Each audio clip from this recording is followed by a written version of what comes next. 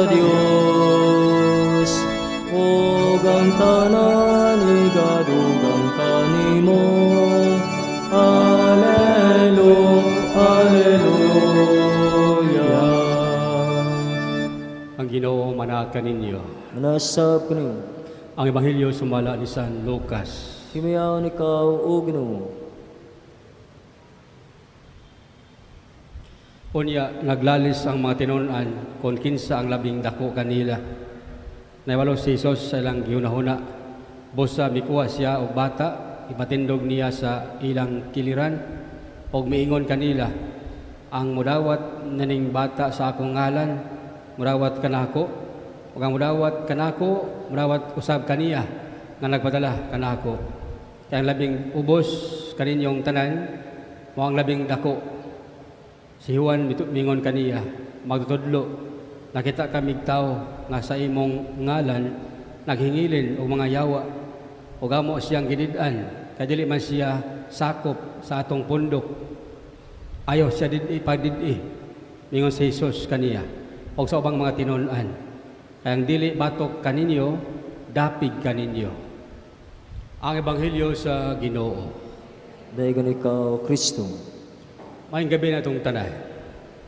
Gista ni San Jeronimo, pari, doktor sa simbahan. Ayang natampo sa simbahan, ang translation ikan sa Aramaic, nga mao ang sinultihan, pinulungan lang lingwahe, panahon ni Jesus. O gihubad nga to sa Latin, Vulgate, nga Santos nga Biblia. Mandako kinaadman sa labutan gasa sa Ginoo. Maghihatag ngadto ni San Jeronimo. Kani matud ni San Jeronimo, ang the ignorance of the sacred scriptures is ignorance of Jesus Christ. Kaya Santos nga Biblia, balang pulong sa Ginoo, makatungog kita sa kaputon, labi na ang Mesiyas, si Kristo. Kita sa simbahang Katoliko, duha ka sources of our faith.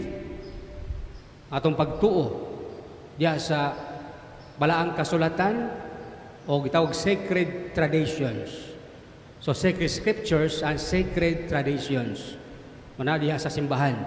Muna nga sa tuang pag-ampo sama sa pangaliya sa mga santos sa mga San Jeronimo.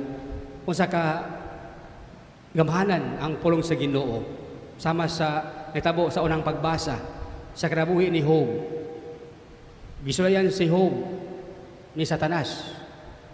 Kay abi niya nga si Job ni salig, ni sunod, ni respetar, nahiguma sa Ginoo. Abi na giapas kay daghan siya kabtangan, mayog kinabuhi, paginabuhi, may relasyon siyang mga anak. Pero sa diha nga siya gisukod ni Satanas, ang iyahang mangkabtangan, nawa, ayang mga anak nangamatay. Kung sabi ingon ni Job, matud pa niya, hubo siya natawo sa kalibutan, hubo po siya mubalik. O ingon niya, ang Ginoo may naghatag, ang Ginoo po ang mo kuha, dalaygon ang Dios. Huwag siya magmahay sa Ginoo.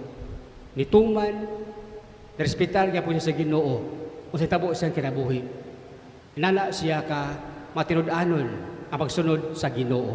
Kita po may isuon sa itong kinabuhi na bayatay usahay mga reklamo. Sama pananglitan, sige kag simba Ginoo, kalawat pa ka ko, serve pa ka sa simbahan. Kung naman ko'y problema, naman ko'y sakit, walang natay itapulong nga pagmahay sa Ginoo. Probaho na, o sa kadalaygon sa kinabuhi ni Job, isan pa gani sayahang kawadon, yagya pong gisimba ang Ginoo. Magsuon sa Ebanghelyo, kita pahinguan nga ang pagpaubos sama sa bata nga andam, flexible, andam mo dawat o sa itudlo. Huwag lawas sa tanan, magdipindi gayon o sa ihatag. Muna nga sama sa bata kita. Mudangop ta sa Ginoo, simba sa Ginoo, walay kondisyon. Sama ang Ginoo, walay kondisyon. Nahiguma ka nato, kung makasala ta, naapasaylo sa Ginoo. Ang ato lang, ang Ginoo nahigugma kanato og siya sa napasaylo kanato kita buonta ato ang gugma sa isigataw napod ang pasaylo sa iyang grasya. Hinaut pa unta.